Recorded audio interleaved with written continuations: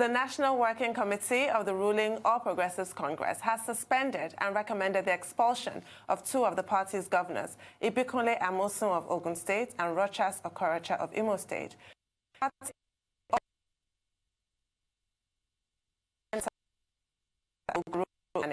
And Director General of Voice of Nigeria, Osita Okechukwu. All the sanctioned party members were indicted for anti-party activities in the run-up to February 23rd's presidential and National Assembly elections. Both governors Amosun and Okorocha, who won Senate seats in their states as members of the APC, have thrown their weight behind the candidates of other parties for this Saturday's governorship election. While Amosun is campaigning for Abiodun Akinlade of the Allied People's Movement, Okorocha's preferred candidate to replace him at Imo Government House is his son-in-law, Uche Nwosu, of the Action Alliance. The party has also decided to query Governor Rotimi Akeredolu of Ondo State, a man who superintends what used to be a part of a stronghold, but in which APC lost 2 senatorial seats and the presidential election last week. So APC is coming down hard. The timing, though, is interesting because these anti-party activities clearly did not start yesterday. Definitely. So were they... Well, you know, a mistake need not be final, you know, and you have to know when to say enough is enough. You know, exactly. The truth is that party politics usually go by the maxim, the party is supreme. That's how it's supposed to be. That's why we don't have independence here.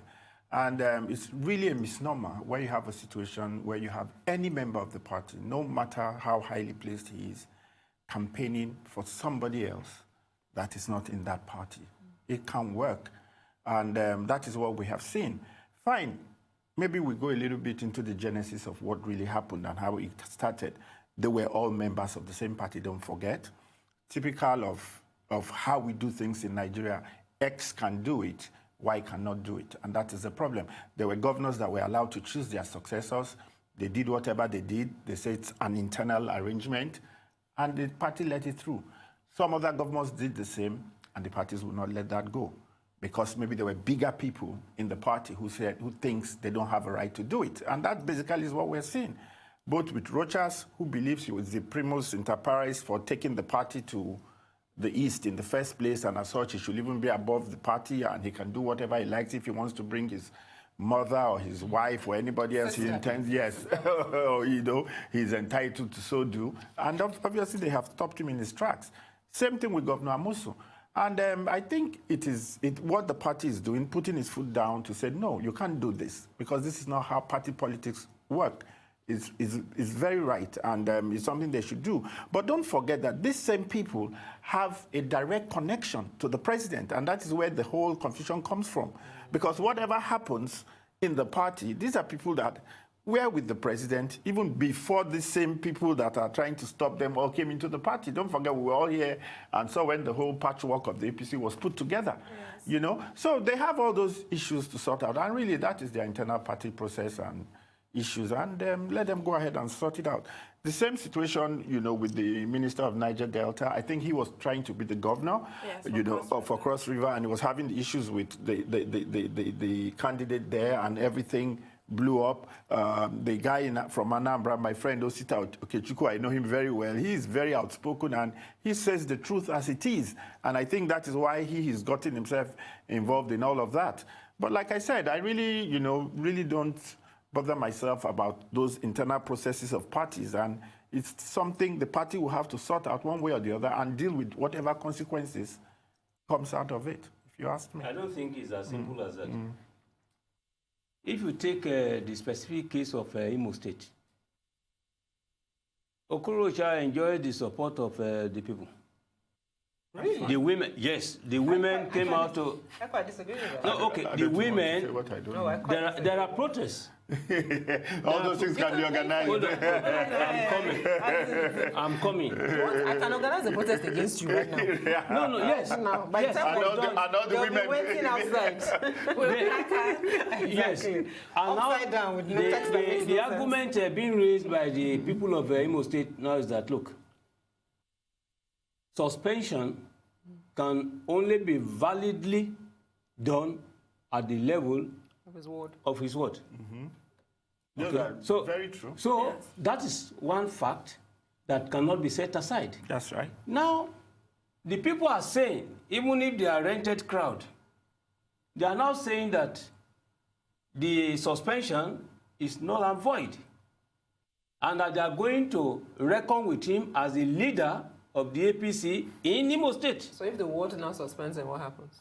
Well, At least they will have obeyed their constitution. Process, yes. Let them obey their constitution. That's why I say it's an internal affair. Every party has its own constitution in disciplining every member. But to those points, I think for me, what I found fascinating was the timing.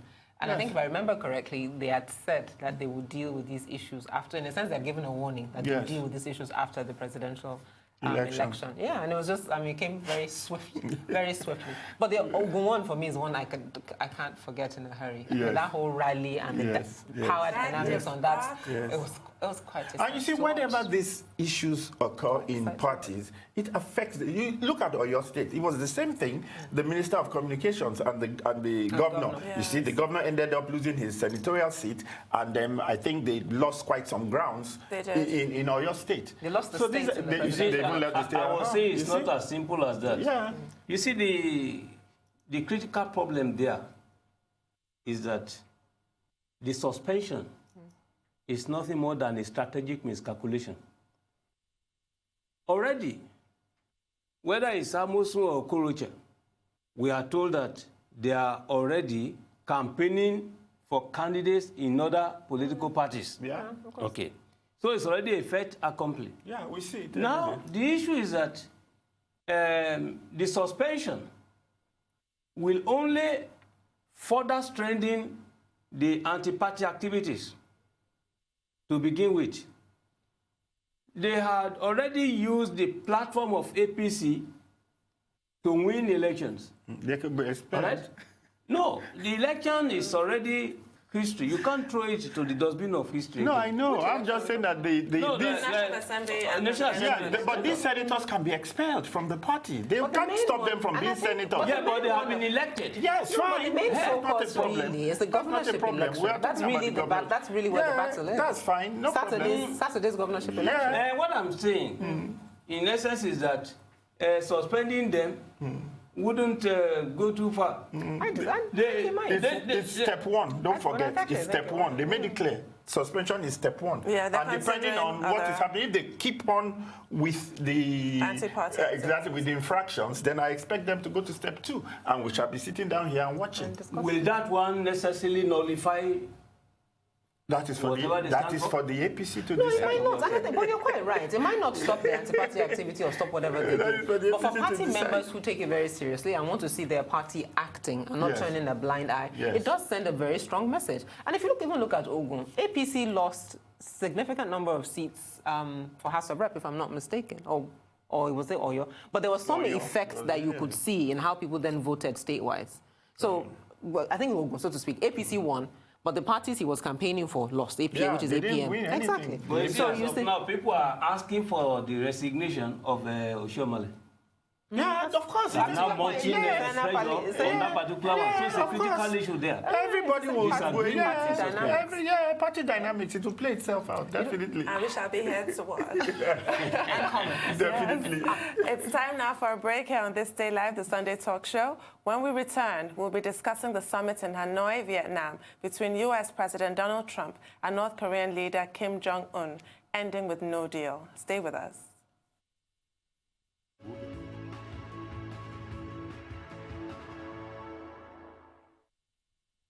Thinking of banking in Africa? Think Zenith.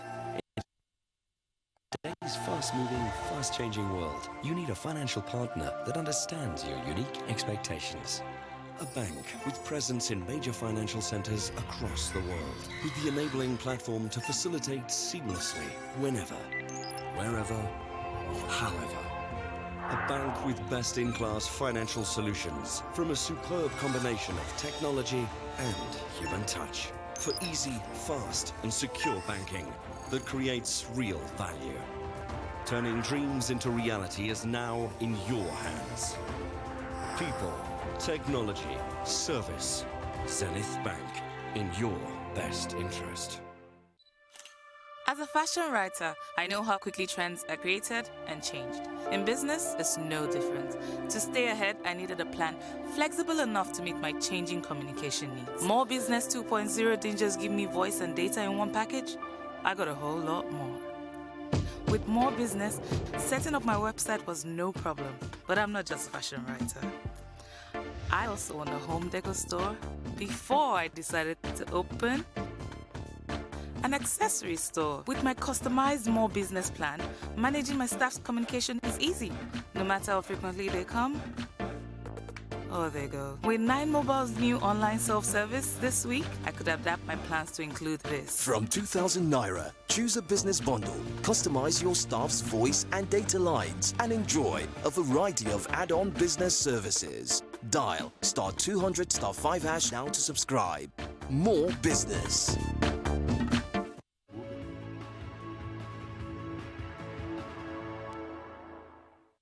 Okay. Welcome back to This Day Live, the Sunday talk show here on the Arise News channel. The summit in Hanoi, Vietnam on Thursday between President Donald Trump and the North Korean leader Kim Jong-un ended with no agreement. The stalemate came after the U.S. refused North Korean demands for the lifting of sanctions. There were high expectations for President Trump's second meeting with Mr. Kim, but both parties left empty-handed as the highly choreographed summit diplomacy appeared to have gone off the rails. According to Mr. Trump, Mr. Kim had made a significant offer to reduce his nuclear program, but in return wanted all sanctions on the country lifted, something that has been denied by North Korea's foreign ministry. Its foreign minister said North Korea had offered to shut down a key nuclear facility in return for only partial sanctions relief. Prof, go to town on this one. I think the summit is simply a reflection of the conflict between imposition and resistance. Imposition at the level of the United States. The United States will want to have Kim, North Korea, behave in a particular manner in terms of denuclearization. Kim is now saying, no, I have to behave the way it will be of interest to my people. And in this case, we need to come to table and discuss these issues.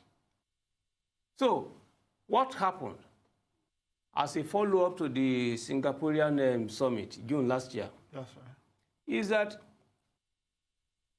the Singapore summit impression was given that they had a better entente, a good understanding of the issues, and that when they come back, they will now follow up and consolidate on the gains. But the bitter truth was that there were no gains. There were declaration of intentions to behave, you know. So, in Vietnam, what happened this time was that Donald Trump wanted to have a commitment according to which, for instance, Kim will accept to total denuclearization. Whereas Kim is now saying, look, the major central nuclear unit can be dismantled. And in this case, you too, on the basis of the principle of reciprocity, you will also remove your sanctions. But Donald Trump presented to his people in America that North Korea had acceded to the idea of total denuclearization. But that is not the impression given, and that's not even what North Korea intends to do. You see, when people talk about progress, last year, June, in Singapore,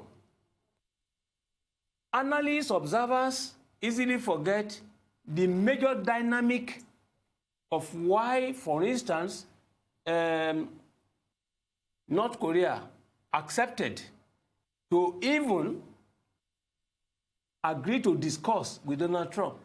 The issue was that, you know, the nuclear factory industry had a problem. There was a serious explosion. Either all these underground volcanic eruptions that adversely affected the machinery.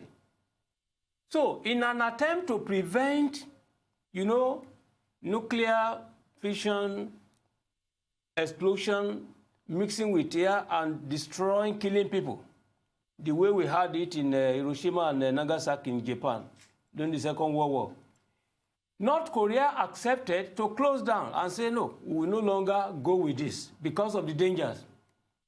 So it was basically because of this internal dynamic, this problem, that prompted North Korea to agree. Not that it really wanted, all right, to denuclearize. We need to bear this in mind. So what happened now is that Donald Trump thought he would now come and get the commitment of the North Korean chairman agreeing to total denuclearization. Which he didn't get. Which North Korea was never prepared for. In fact, people even say that North Korea didn't have any backup strategy, plan B there. So by the time Donald Trump was imposing their own strategy and North Korea was not ready to accept, he decided to move. In fact, he walked out. That's the word. He walked out. And the implications of that one in diplomacy, you can understand what it does. So North Korea doesn't want to accept that there is any sovereign nation superior to its own North Korea. So and that is the issue. Do you think, as people are suggesting, that it's going to result in a kind of situation between Reagan and Gorbachev, that INF treaty, when Reagan walked out of the summit in Reykjavik, Iceland, that this Trump walkout is not seen necessarily as terminal, it's seen like retreating to progress? If you ask me quickly, you know, because I know my dear Prof has even started coughing after giving us all the nitty-gritty to it. As with most times with international relations, what is of uppermost to each nation state is their country's interest, right? America wants total denuclearization, which we all understand why. Like you said, nobody wants to go the way of Nagasaki and Hiroshima anymore. God forbid for us to see a thing like that. Meanwhile, the North Koreans know, and that is why they have been offline all these years from world affairs, because they are digging in and doing what they are doing. And they don't want you to come and give them a timetable or tell them how they are going to run their nuclear program. So that's going to, we expect that this might even, you know, go past the Trump cycle. I mean, Kim is not going anywhere. You know, their system is going to be there for maybe for life. So he might even have to go through 2, 3, 4 presidents of America before they can have a headway. Yeah, so it's not a be-all thing. Yeah, but it is zero-sum game. Wants his Nobel Peace Prize. Yeah, now you're He's got to have a Nobel Peace Prize. This is like Obama was useless, Clinton was useless. Yes. I'm here. Yes. I can get this done in 5 minutes. Watch me work. Yeah, exactly. So we are watching him work. It's not that easy. Not that easy, I can tell you. Still on Trump, Michael Cohen, a former lawyer to President Donald Trump, has claimed that Mr. Trump knew beforehand about a leak of hacked Democratic Party emails. In a blistering congressional testimony on Wednesday, Cohen also said Mr. Trump directed plans for a Moscow skyscraper even during his White House campaign. He branded Trump a racist, a conman, and a cheat. Cohen also said that Trump personally signed checks repaying him for hush money that was paid to porn actress Stormy Daniels and presented a $35,000 check that was dated August 2017 to the House Oversight and Reform Committee. He also pleaded guilty to campaign finance violations connected to a $130,000 hush money deal involving Stormy Daniels, who had an affair with Mr. Trump, an allegation that the American president denies. I mean, how tawdry. That's your... Filth. That's your Filth. Nobel laureate. Exactly. The fear then, you're quite right. It's just like, how low is that threshold for rubbish gone? Yes. Because if you remember, when he was contesting, and that video clip of him using... people sort of bypassed that and focused on Hillary's emails around that time. Yeah, so I'm really, my fear is that our level is so, the level of just tolerance, quote unquote, is so low now that people will be like, oh, really? Yeah. And just kind of keep it moving. And that, for me, says a lot on what the actions might be. I think there was some conversation around, does it really make sense for the House of Reps to try to impeach him based on this?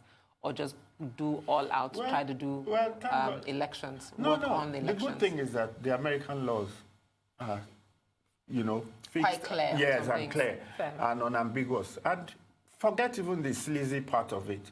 What major crimes were committed there? Indeed. In terms of perjury, fraud, and all that. And I'm sure they will deal with it. Yeah, exactly. And campaign finance violations. So, exactly. So these are major crimes. And I can assure you, these are things that don't sweep under the carpet in America. Now, how they will handle it, because like you said, politics always finds its way in all these things, even in America, in fact, more so in America. How they will handle it is up to the American people and what they want to do. But the facts are out there that this particular president is one scandalous president. There are two critical issues we should address. Donald Trump has shown unhappiness that the testimony was given while he was away in pursuit of protection of the national interest in Vietnam. And that when he was trying to watch the video, etc., all along, he wasn't really happy with himself. Now, he made one statement that I consider the second point there. He said the testimony was good at the level where he was clear that he was not involved in any Russian conspiracy, all right, for the elections. But that all other testimonies given were lies. Fake news. Now, he said the